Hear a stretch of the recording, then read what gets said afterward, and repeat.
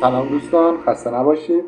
این دومین جلسه از سری آموزش‌های تلفظ ماست که از گروه آموزشی لانگیندو براتون آماده میشه. امیدوارم که درس‌های جلسه گذشته جلسه اول رو دیده باشید، یک دید واضحی نسبت به تلفظ در زبان انگلیسی پیدا کرده باشید و با یک دید و فلسفه درست انشالله حالا زبان و تلفظ خودتون رو شروع بکنید و به پیش برید. خب در این درس میخوایم اول یه نگاهی بندازیم به جدول حروف فونتیک، جدولی که حالا توی این درس خیلی بهش میپردازیم و اون رو بهتر یاد میگیریم. خب من این رو بزنم. این جدولی هست که ما جدول حروف فونتیک ما هست که همونجور که میبینید 44 در واقع واژه و کرد رو داره نمایش میده. به دو دسته تقسیم میشه که حالا انشالله در ادامه بحثا رو میبینیم. چند دسته اینجا کلمه هستن که بعد بهشون در واقع واژه هستن که بعد بهشون آشنایی پیدا بکنیم. این همون در واقع IPA در واقع چارت IPA هست که در حالا جلسه گذشته درباره‌اش صحبت کردیم. این جلسه هم حالا ادامه همون جلسه است. میریم که این جلسه رو ادامه بدیم و ببینیم که چه چیزی در اختیار ماست. خب قسمت اول و بالایی در واقع این جدول ما اختصاص داره به کلمات واولز یا حروف صدادار یا کردهای صدادار. همونجور که میبینید این قسمت متشکل از 20 واژه هست که حالا به ترتیب انشالله در جلسات آینده یکی یکی این واژه ها رو کار میکنیم، ولی این قسمت خودش دو قسمت متفاوت داره.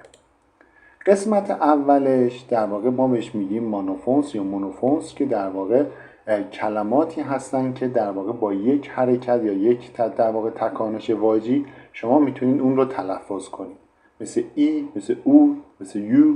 میبینید شما نیاز نیست که در واقع خودتون رو برای تلفظ این حروف یا این واژه‌ها درگیر زحمت یا تغییر زبان کنید.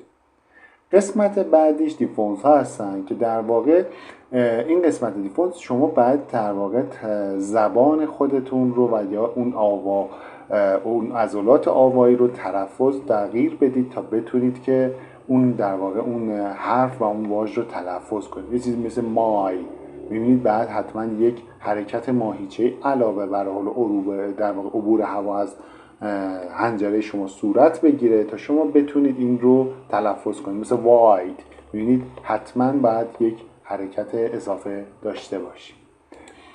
قسمت پایین جدول ما متعلق میشه به حروف صامت یا کانسونانت ها که در واقع کانسونانت ها در واقع حروفی هستن که صدا ندارن، حروف خیلی کوچیکی هم مثل ب که همونجور که میبینید خیلی کوتاه هم و هیچ حرف آ، یو، او، ای، آ اینها دیگه بهش اضافه نمیشه و شما بعد از اون حرف دیگه هیچ صدایی رو در واقع به خودش نمیگیره.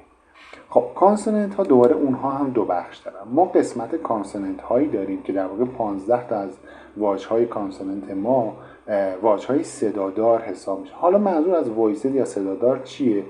اگر بخواید این حروفی که اینجا در واقع نوشتم تلفظ بکنید، اگر دست خودتون رو روی در واقع اون قسمت غده تیروئید خودتون یا اون قسمت پایین گلوی خودتون بذارید و این حروف رو تلفظ بکنید، لرزشی رو در گلوی خودتون تلفظ میکنید. میتونید امتحان بکنید به ویدیو، بوت، نو، ساین. ببینید همین که این کلمات رو تلفظ میکنید این قسمت پایین گلوی شما میلرزه.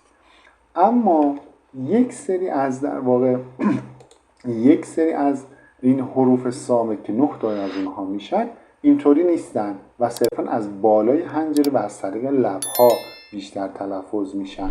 مثل چی؟ مثل پ، مثل ف، مثل ت، س، ش. ببینید اینها از روی قسمت بالایی زبانن، هیچ لرزشی رو دیگه در پاشنه گلوی خودتون احساس نمی کنید.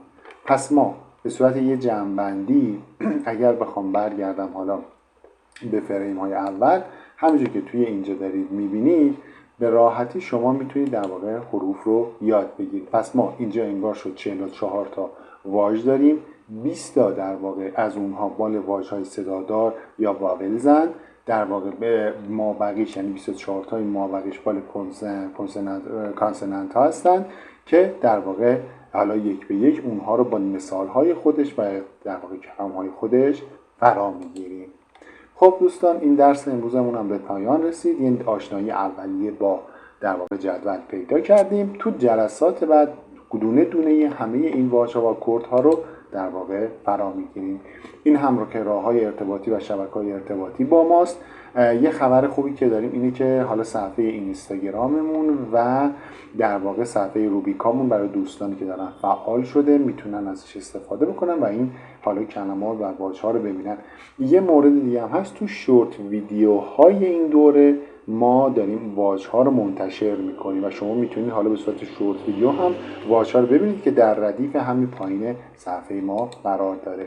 این هم که خب ویدیوی اول این دوره هست و این هم یک ویدیوی مرتبط با این دوره است که شما میتونید برای دیدنش از اون استفاده کنید. ممنون که تا اینجا با من بودید. مثل همیشه از شما متشکرم. لایک و شیر و در واقع اشتراک گذاری هم که میدونم یادتون نمیره. ان شاءالله تو ویدیوی بعدی شما رو خواهم دید.